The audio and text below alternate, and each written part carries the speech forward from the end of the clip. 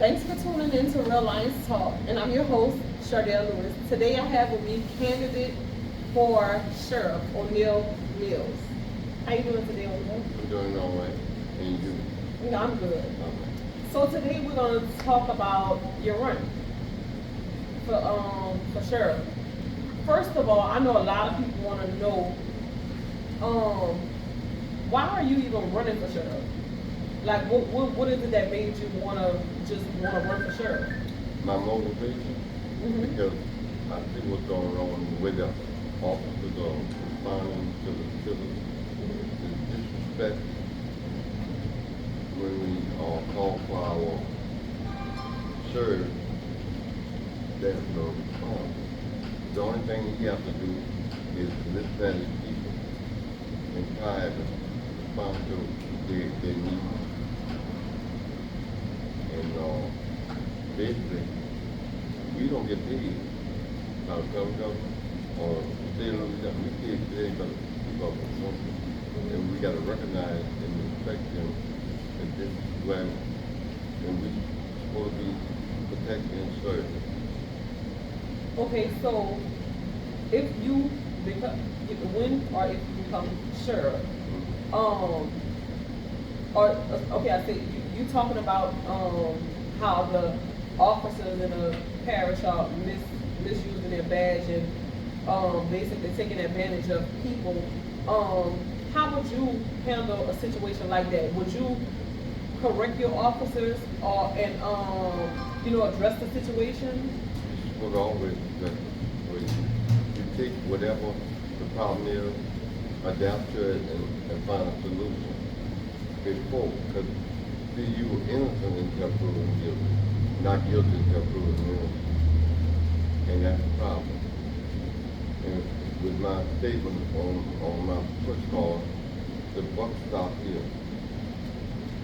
Before you get to the court, my office will investigate, find out what's going on, and resolve a problem. Right. Now, you find proper cause to arrest and take action, then do that.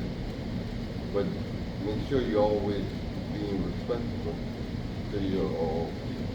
That was going to be my next question, because we know you're talking about checking what's going on with the officers, miscommunicating and really using their badge to advantage. But that was going to be the next question about, what's going on in the parish. If you were going to address the citizens as well, just like you're going to address the officers. On my journey, I ran across a few individuals that in the neighborhood, you had individuals that speeding through the neighborhood and they ask for help and they haven't received. Yeah. The only thing you have to do is station officers in different parts of the parish and let them run radar. Yeah. Now, if you're breaking the law, then you got to get a call. That's right. But the thing about it is, when you have individuals that asking for help, all right, then you try your best to address it. I ran across a young lady, her daddy was missing, but he had a mental problem. When she went for to get help, they told her to go to state school or FBI. When you got a whole resource where you could have asked her for a picture. Right. And try to help her, just take that picture and disperse it to all y'all to be on the lookout for that instead of that sitting on our way. While you should be, Right. basically. Another thing, there are so many different things going on in our parish and state and nationwide. But as a candidate for sheriff, also I want to know. Well, I know myself that you have been active in the community. What are some of the things that you've done in the community as far as being active in the community? Well, I served on the community action board for several years for the community, EF&F board for the parish. What's the EF&F board? Well, that's giving aid to utilities, Okay. food, family, commodity,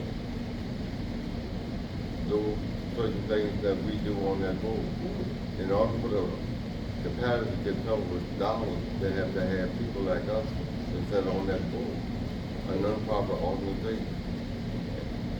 And I've served on that board approximately 38 years, working with the police church.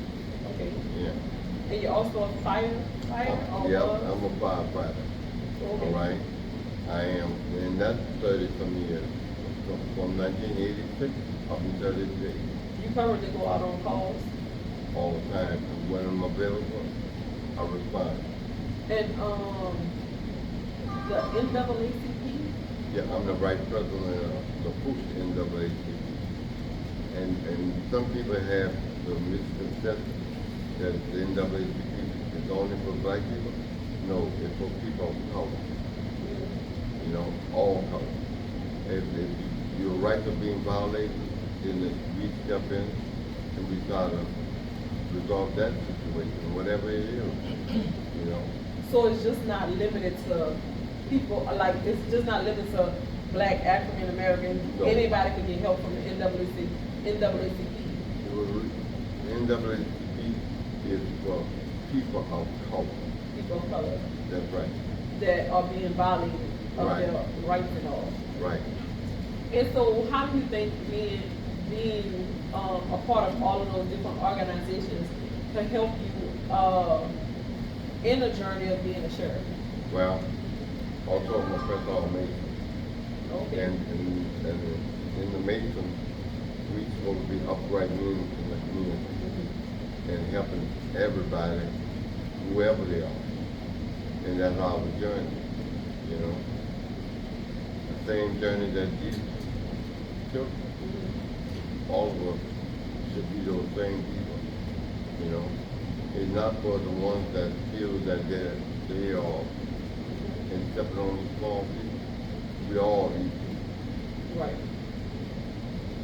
So I've also heard some people complain about patrolling. I know you touched a little bit on that as well, with your placing different officers in different places. But people talk. I heard a few people talk about patrolling different areas, but that situation not being addressed. Also, the officers, a few officers in particular, that's handle law-abiding citizens on different occasions. I know. What would be the best thing to tell those people that are being, how do I put it? Those people that are being abused or mishandled at this moment, even though you're not the sheriff? Like, what would be the best thing for them to do? Because if they're crying out and no one's answering or listening, like, what would be some things that they can actually do? Well, with me, I'm a creator. This word I'm looking for. I don't want to get past or whatever. But the thing what I'm looking for, you're gonna have people that they can go to that will sit there and address the issue, and we address everything that's going on and try to resolve it before it gets to a point where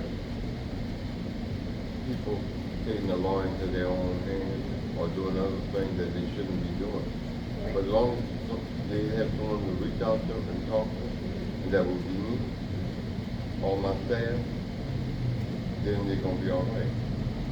They don't have no one to talk to.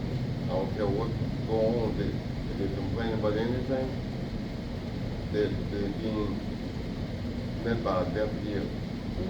So we gotta do something to resolve that situation. And you plan on being that listening ear? That at all times. Okay, we'll be right back.